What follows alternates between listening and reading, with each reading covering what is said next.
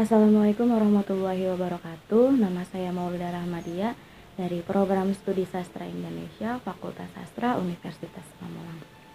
Di sini saya akan menyelesaikan tugas mata kuliah Ilmu Sastra dengan dosen Ibu Ulfa Julianti. Langsung saja, di sini saya akan membedah novel ke dalam pendekatan feminisme. Sebelum membedah novel tersebut, saya akan menjelaskan tentang resensi novel yang telah saya baca. Novel yang telah saya baca berjudul Dua Garis Biru dengan pengarang Lucia Priandarini dan juga Gina Esnur. Buku tersebut diterbitkan oleh Gramedia Pustaka Utama pada tahun 2019 dan memiliki 208 halaman. Langsung saja, Dua Garis Biru ini menceritakan tentang remaja yang berusia 17 tahun. Mereka menginjak kelas 3 SMK. Mereka bernama Dara dan juga Bima. Si Dara ini adalah siswa yang cantik dan juga berprestasi di sekolahnya gitu. Dia memiliki sifat yang sangat ambisius yang pengen berkuliah di luar negeri, yaitu Korea. Si Dara juga mempunyai keluarga yang sangat harmonis. Orang tuanya adalah orang pengusaha, namun berbanding terbalik nih sama si Dara. Si Bima itu bisa dikatakan anak yang kurang cerdas di sekolahnya gitu. Dan dia pun memiliki keluarga yang kurang mampu gitu, beda sama si Dara. Dara dan juga Bima ini tuh mereka berdua itu berpacaran. Mereka biasanya menghabiskan waktu berdua selepas pulang sekolah. Dan pada satu waktu di mana si Bima main ke rumahnya si Dara nih, mereka saling senda gurau di situ. Dan pada akhirnya mereka melakukan hal-hal di luar dari usia mereka, yaitu mereka melakukan hal seks bebas. Setelah melakukan hal seks bebas tersebut, si Dara mulai merasa risih nih sama dirinya gitu. Dia ngerasa ini yang gue lakuin salah apa bener ya gitu. Kayak terus dia berpikiran ya siapa yang mau disalahin gitu, karena ya mereka dia tuh sama-sama mau gitu masalah itu. Dan setelah itu selama beberapa waktu mereka main bersama teman-temannya, kumpul, mereka makan di salah satu tempat seafood. Itu si Dara mulai merasakan mual dan juga muntah. Si Bima yang kebingungan akhirnya membawa si Dara pulang ke rumah. Dan lepas dari itu mereka yang khawatir gitu karena mereka tidak melakukan berhubungan, akhirnya mereka memutuskan untuk mengecek menggunakan test pack gitu. Sampai pada akhirnya si Dara ini positif hamil gitu. Dan mengetahui kalau si Dara ini hamil, si Bima bingung nih gitu. Bima bingung dia harus kayak gimana gitu. Terus pas di sekolah pun si Bima berubah sifatnya, jadi kayak cuek, gitu, acuh, kayak sering ninggalin si Dara gitu. Padahal mereka tuh sering ngabisin waktu bersama gitu, sering ngabisin waktu berdua.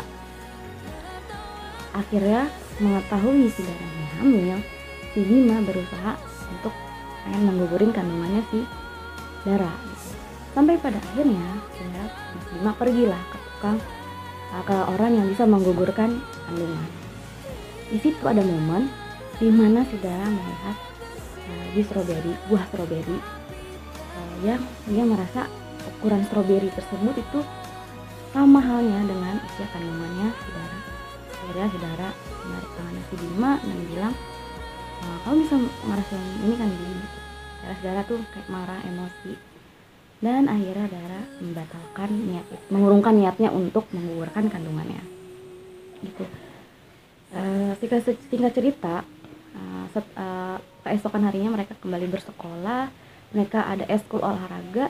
Di situ temannya si Bima nggak sengaja melempar bola ke kepalanya si Dara. Akhirnya si Dara kesakitan. Tapi yang dikeluhkan si Dara itu bukan kepalanya yang sakit, tapi perutnya. Terus si gurunya nih bingung, kok Dara yang sakit itu tuh perutnya gitu, yang sakit perutnya gitu. Akhirnya kedua orang tuanya Dara dan juga Bima dipanggil ke sekolah. Setelah itu Dara dan juga Bima ya mengakui perbuatannya. Orang tuanya si Dara ini akhirnya marah, kecewa sama si Dara. Mereka mikirnya kalau si Dara itu dipaksa, tapi enggak. Si Dara bilang kalau si Dara itu emang sayang sama si Bima gitu. Akhirnya orang tuanya makin tambah marah dan minta si Bima untuk bertanggung jawab sama perbuatannya. Akhirnya si Bima pun bertanggung jawab sama perbuatannya. Dia janji setelah lulus sekolah dia akan menikahi si Dara. Dara dan si Dara ini dikeluarkan dari sekolah, tapi si Bima tetap bisa melanjutkan sekolahnya. Dara dan juga Bima akhirnya menikah. Tapi mamanya si Dara ini nih bilang kalau setelah si Dara melahirkan, anaknya bakalan dikasih ke tantenya. Si Dara makin tambah marah karena dia nggak mau gitu anaknya dikasihin ke tantenya gitu. Dan setelah berbulan-bulan setelah pasca melahirkan, si Dara berubah pikiran. Akhirnya si Dara ini pengen anaknya nanti diurus aja sampai bisa melanjutkan sekolahnya. Dara dan juga Bima akhirnya menikah. Tapi mamanya si Dara ini nih bilang kalau setelah si Dara melahirkan, anaknya bakalan dikasih ke tantenya. Si Dara makin tambah marah karena dia nggak mau gitu anaknya dikasihin ke tantenya gitu. Dan setelah berbulan-bulan setelah pasca melahirkan, si Dara berubah pikiran. Akhirnya si Dara ini pengen anaknya nanti diurus aja sama tantenya. Dia pengen ngelanjutin pendidikannya ke Korea, ke luar negeri. Dia pengen kuliah di sana, pengen menggapai cita-citanya yang terpendam akibat dia hamil gitu. Dan setelah itu akhirnya Dara berangkat ke Korea, Bima melanjutkan hidupnya masing-masing. Oke, di sini saya udah menjelaskan apa yang setelah saya baca. Saya akan mereview unsur feminismenya. Unsur feminismenya ini adalah tentang si Dara gitu. Si Dara ini adalah sosok gadis yang sangat pintar dan juga ambisius gitu. Dia pengen banget nih mengejar cita-citanya ke Korea, pengen kuliah gitu. Walaupun terhalang sama kejadian kemarin, kejadian yang mungkin emang udah nggak inginkan, tapi karena kehilafan mereka berdua ya membuat si Dara mengurungkan niatnya. Tapi dia tuh kayak gadis yang nggak menyerah gitu. Dia pengen tetap mengejar mimpi-mimpinya walaupun keadaan yang dulu pernah terjadi dalam hidupnya gitu.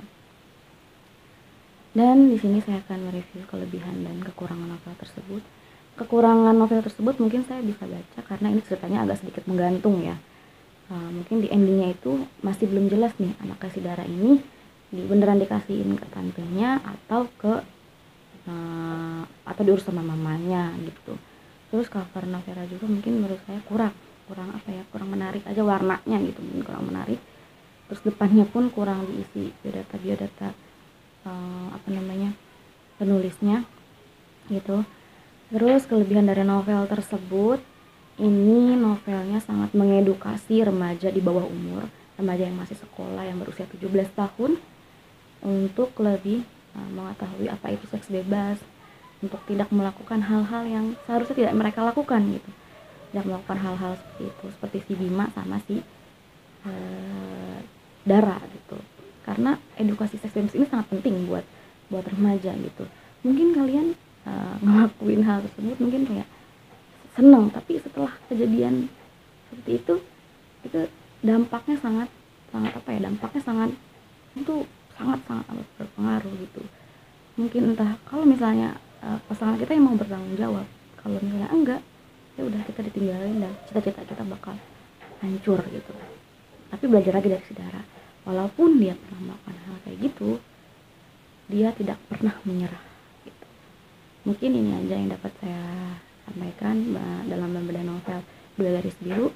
Kurang dan lebihnya mohon maaf. Assalamualaikum warahmatullahi wabarakatuh.